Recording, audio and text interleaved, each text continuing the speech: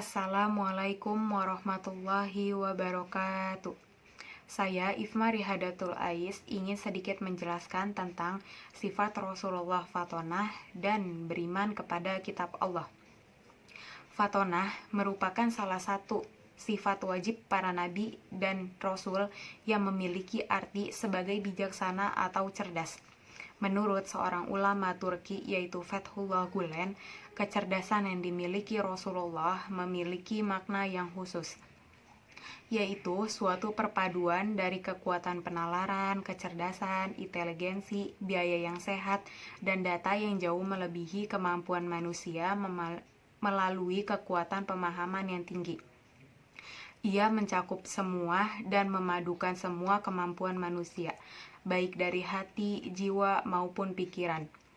Nabi Muhammad yang mendapat karunia dari Allah dengan memiliki kecakapan yang luar biasa dan kepemimpinan yang agung sebagai pahala berganda sepanjang masa.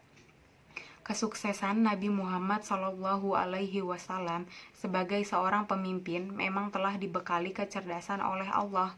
Kecerdasan dibekalkan juga karena beliau mendapat kepercayaan Allah untuk memimpin umat.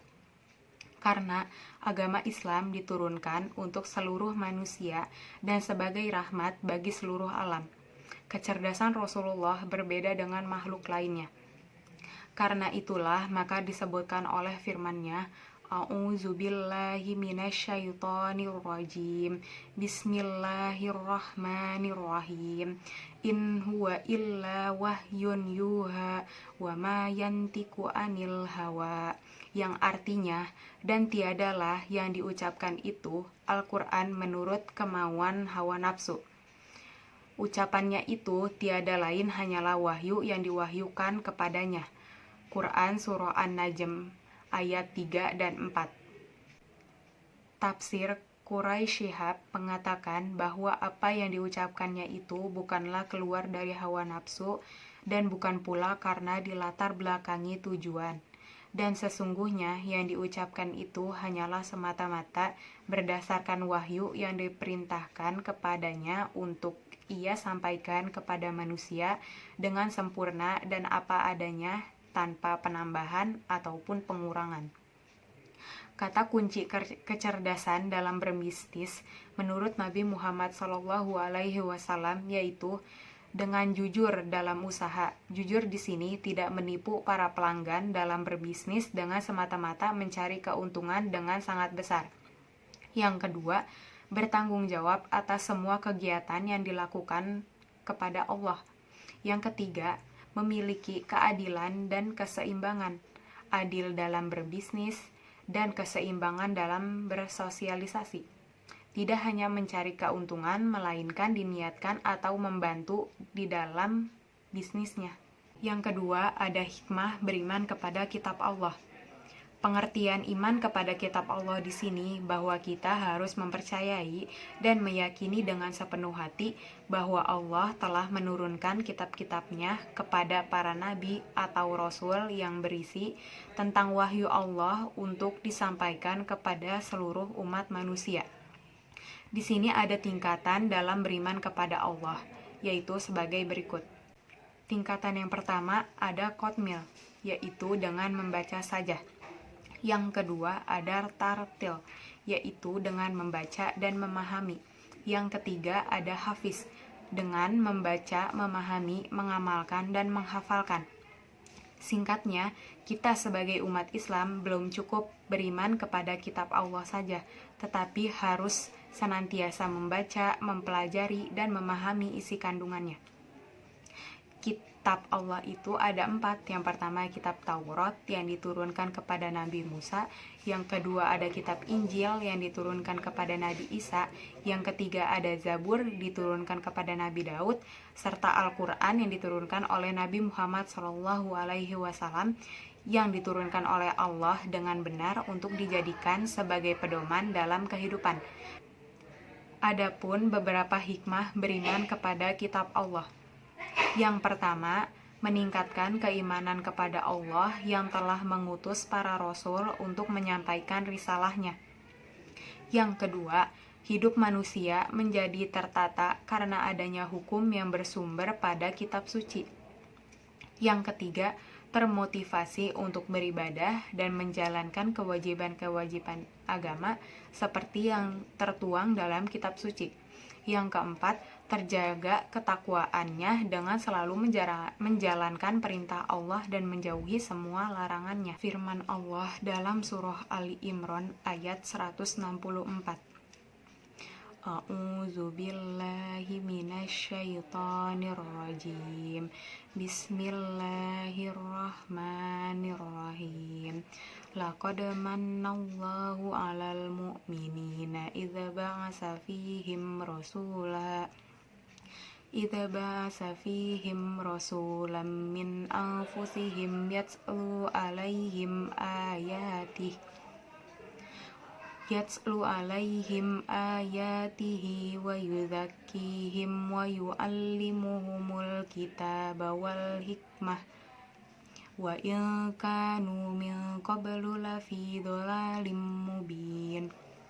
Yang artinya, sungguh Allah telah memberi karunia kepada orang-orang yang beriman ketika Allah mengutus di antara mereka seorang rasul dari golongan mereka sendiri, yang membacakan kepada mereka ayat-ayat Allah untuk membersihkan jiwa mereka dan mengajarkan kepada mereka Alkitab dan Al-Hikmah. Dan sesungguhnya sebelum kedatangan Nabi itu, mereka adalah benar-benar dalam kesesatan yang nyata. Dalam tafsir Quraisy Shihab, sesungguhnya Allah telah memberi karunia kepada orang-orang yang beriman ketika Dia mengirim kepada mereka seorang rasul dari kalangan mereka sendiri. Maksudnya adalah seorang Arab seperti mereka untuk menguasai dan memberi pengertian. Jadi bukan dari kalangan malaikat dan tidak pula dari bangsa asing yang membacakan kepada mereka ayat-ayatnya, yakni Al-Quran, dan menyucikan mereka dan membersihkan mereka dari dosa, serta mengajarkan kepada mereka Alkitab, yakni Al-Quran, dan hikmah, yakni sunnah, dan sesungguhnya mereka ditakfifkan dari wa innahum adalah sebelumnya, yakni sebelum kebangkitannya benar-benar dalam kesesatan yang nyata atau jelas. Pesan moral di sini yang pertama adalah orang-orang yang beriman kepada Allah sejatinya akan mendapatkan manfaat atau fungsi dari keimanannya terhadap Al-Quran. Yang kedua, keimanan terhadap Al-Quran mendorong kita untuk mengetahui dan mendapatkan informasi pengetahuan yang benar di alam semesta. Yang ketiga, ada dengan meyakini kitab Allah, yaitu Al-Quran, maka hidayah dan cahaya kehidupan yang menuntut pada kebenaran akan semakin dekat. Yang disampaikan oleh beliau Shallallahu Alaihi Wasallam adalah kalamullah, sebagaimana yang disebutkan dalam hadis, kana Rasulullah Shallallahu Alaihi Wasallam ya'ridu nafsahu alan nas fil mauqifi faqala ala rajulun yahmiluni ila qaumihi fa inna quraisyan qad mana'uni an abalagha kalama rabbi. Rasulullah Shallallahu Alaihi Wasallam menawarkan dirinya kepada manusia pada waktu ibadah haji. Beliau Shallallahu Alaihi Wasallam bersabda, siapa di antara kalian yang sudi membawaku kepada kaumnya? Sesungguhnya kaum Quraisy menghalangiku untuk menyampaikan kalam Robku. Adapun kisah Nabi Nuh di dalam cerita, Nabi Nuh mengajak umatnya untuk beriman kepada ajaran Allah hingga ratusan tahun, sehingga Allah memerintah Nabi Nuh untuk menanam pohon sampai pohon itu tumbuh besar dan tua. Namun umatnya sedikit yang menerima dakwah Nabi Nuh, dan Allah memerintah Nabi Nuh untuk membuat kapal layar dari kayu yang telah ditanam itu. Setelah Nabi Nuh selesai membuat kapal layar tersebut, terjadilah badai. Umat yang beriman naik ke atas kapal dan yang tidak beriman tenggelam dalam badai tersebut, yang diakui oleh para ulama. Nabi Nuh dalam kehidupannya semata-mata hanya menyampaikan materi dakwah ilahi siang dan malam. Walaupun yang dihadapi penuh dengan berbagai rintangan, akan tetapi Nabi Nuh tetap tekun dan sabar dalam menyampaikan dakwahnya sehingga Allah mengekalkan perjuangan Nabi Nuh dalam Al-Quran.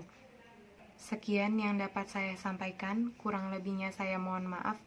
Billahi taufik wal hidayah. Wassalamualaikum warahmatullahi wabarakatuh.